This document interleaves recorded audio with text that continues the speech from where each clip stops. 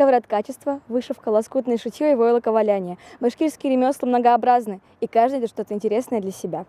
В Доме-музея Ленина проходит выставка «Древние башкирские ремесла руками современных мастеров». Здесь представлены уникальные творческие работы и техники, в которых работают испокон веков народы Башкортостана. Из-за того, что музей представляет собой небольшой деревянный домик, постройки прошлого века, плюс ко всему эпидемиологические требования, и поэтому на презентации не так много человек. Что было самое интересное на этой выставке? Больше всего то, что мне понравилось, это картина, которую в этой выставке выставили. Она из камней, и когда я сперва посмотрела на нее, мне показалось, что ее просто нарисовали красками и все. А потом, когда я прочитала, оказалось, что это из камней. Я пригляделась, и я настолько как-то как это правильно сказать, заново ожила. Какие башкирские ремесла, на твой взгляд, актуальны на сегодняшний день? Мне кажется, это плетение, вышивка какая-то, потому что сейчас как-то заново это зародилось, и многие начали заниматься вышивкой.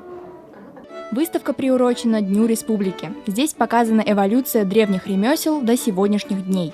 Тут представлены традиционные изделия из кожи, дерева, вышивка, лоскутное шитье, керамика и музыкальные инструменты. Кстати, о музыке. На выставке был самый настоящий концерт этнической музыки.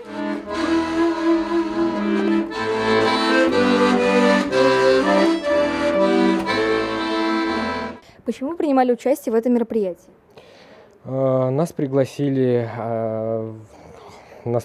от имени училища, как выступать квартетом, и, собственно, так мы здесь и оказались. У нас было 3 исконных башкирских инструмента, это калкулбыз, думбра и курай.